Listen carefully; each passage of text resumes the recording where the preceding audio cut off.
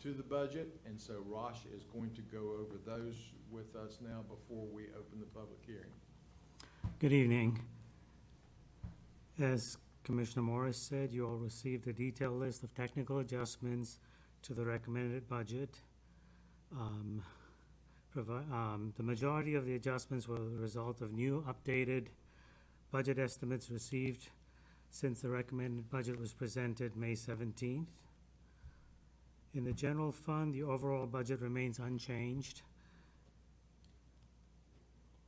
As far as the self-insured workers' compensation and liability insurance fund, we had minor adjustments related to insurance premium quotations. We got revised quotes. The 9/11 emergency telephone fund also had minor adjustments based on revised revenue data we received from the state. North Carolina Department of Information Technology provides us an annual estimate of what our revenues are going to be there.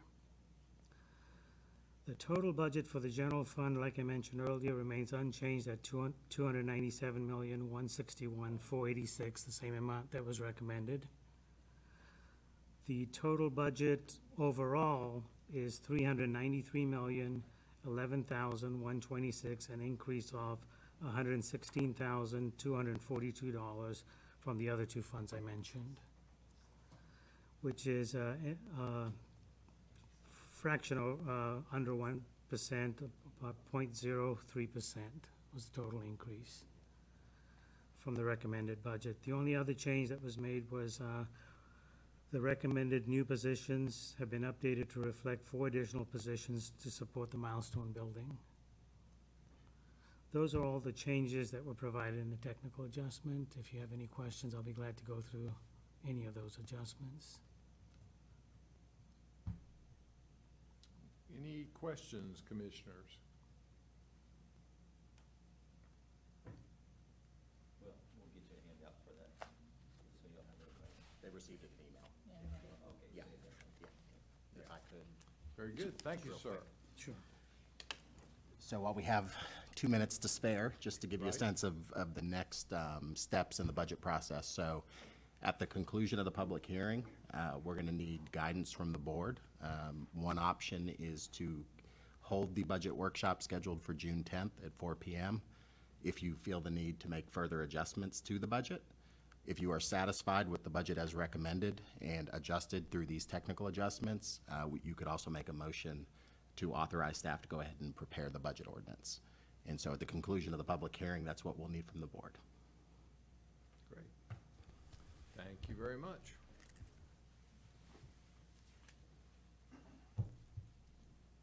And so we still have about a minute and a half before we open the public hearing.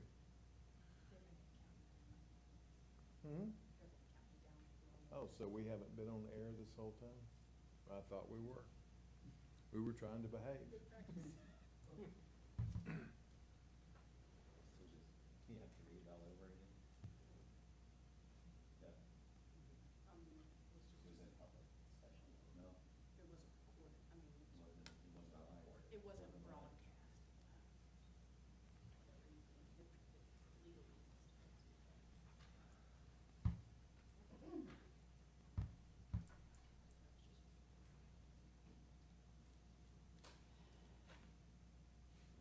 Yeah, legally not. Well, I mean, It just wasn't broadcast. right, and that's what, Well, those were basically instructions to the commissioners, right? yeah. So I think I we're think good. we're okay. Yeah. How are you?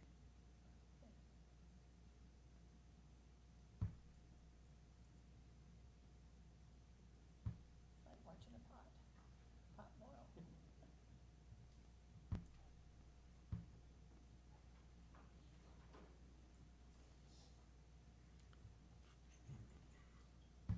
Next year, if we follow this same procedure, we might consider setting the public hearing for Earlier. 5:30. Then the meeting will take us over. That's right. Can't time this thing. No, you can't. Yeah, you never know, No with the matter how hard you smallest, try. the smallest item, you talk 30 minutes That's on right. it. Nancy has quit asking, well, so what time do you think it is? I have not the foggiest idea. Yeah, I thought the BB guns were gonna put us over the, over the limit.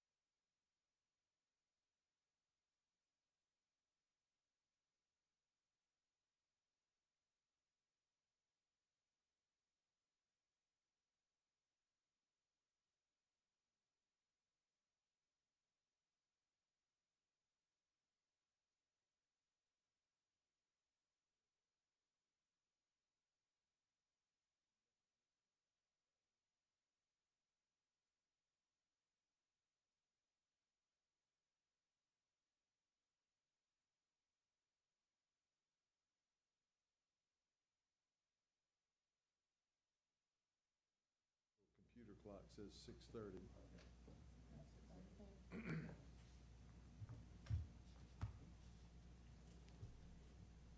But the Channel 22 staff is going to count us down, if I understood correctly.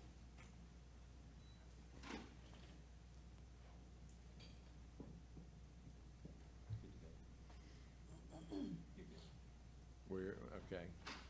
Very good. So we are back in open session, as we have been for several minutes now, and I think we're back on Channel 22. So we have advertised a public hearing to receive input on the fiscal year 2022 budget. And so at this time, I would like to call that public hearing to order. And at this time, we have one person that has signed up to speak, and that's Mr. Martin Erickson. And please come to the microphone if you would, Mr. Erickson. Welcome. Thank you. And that green light should be on. It is. Okay. Thank you. My name is Martin Erickson. I am the chair of the Board of Elections here in Cabarrus County and a proud citizen of Cabarrus County, resident of Concord. First of all, as regards to the budget, I wanted to be very complimentary of the communications and outreach that has been department and the Government 101 session and all the different provided information online to help us understand the budget. And it's very open, transparent, makes it very easy to understand. Additionally, I have no qualms with the budget. I feel well supported as both a citizen and with our elections here in Cabarrus County. And evidence of that this past year, the support given to run the elections in a time of pandemic was extraordinary. We had all the support we could possibly ask for, not only monetarily, but also from the various departments of the county, whether it be technology, infrastructure and asset management, sign shop. Anything we needed was provided to us. Locating new buildings to use for our early voting was a major concern of ours, and it was helped by the county. The use of the Cabarrus Arena and Event Center was a wonderful asset to us here in this community for early voting, and I believe it was the 5th busiest voting location in the entire state. Wow. So I just wanted to pass along, I'm sure you may hear other comments, but I just wanted to pass along a comment and a compliment as to how well I feel the county is run and how well you support the citizens of this county. I don't know if there's an opportunity, if you have any questions for me, but I just wanted to put that on the table and let you know I'm happy. Well, we certainly appreciate you taking the time to come and make those comments. And, of course, a lot of credit for a lot of that transparency and a lot of that information goes to staff. And we particularly appreciate your willingness to take the time to attend the Government 101 class, which was a day-long session that was available to all of our citizens last week, devoted to discussion of the budget. So thank you very much for your interest and involvement, as well as your service to the Board of Elections. Thank you. Great. And at this time, we do not have anyone else that has signed up to speak at the public hearing. I think our deputy is monitoring the chambers. There's no one else in the chambers, and there's no one on the phone, and there is no one that has sent in comments. Right. So the various methods that people have, which is email, telephone, or in person, and we do not have anybody waiting. So commissioners, at this time, it would be our decision as to whether or not, well, first of all, let me offer time back to Rodney. Did you have anything you wanted to add? That we have tentatively scheduled another budget workshop for June the 10th. Oh, close the public hearing, yes. Yes, at this time, we will close the public hearing.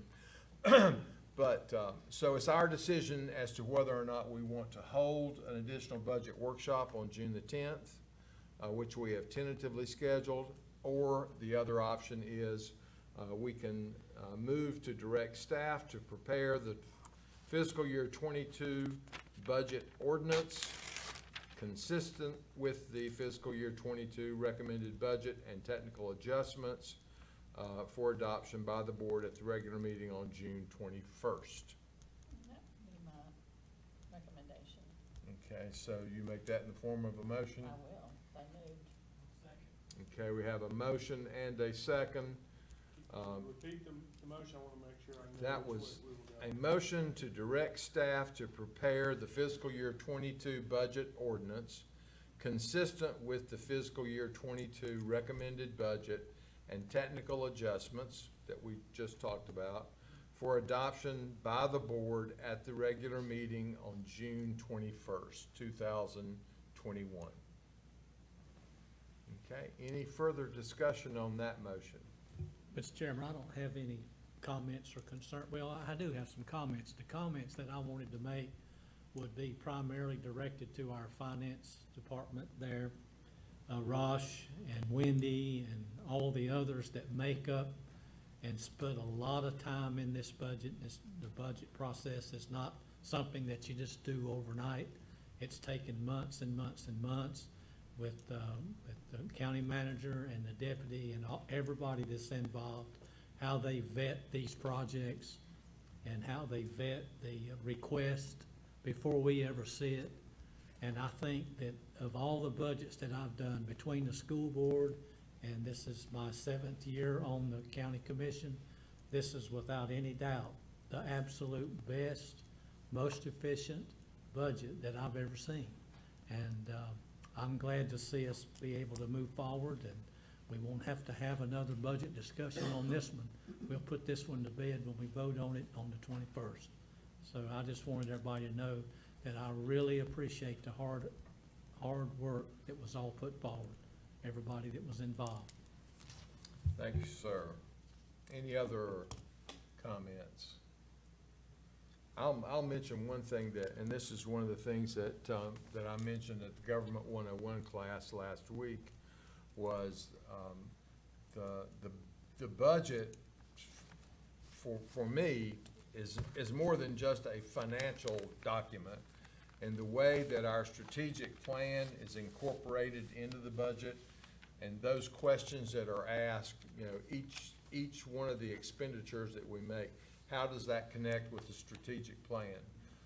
The strategic plan is something that all of you were involved in, and as you well know, we spent many, many hours interfacing with the public, having, I can't remember how many sessions it was now, but I'm thinking 30-some odd sessions in all parts of the county to get input from the public and to try, and plus the survey that we talked about, you know, just a lot of work goes into trying to get input from the public.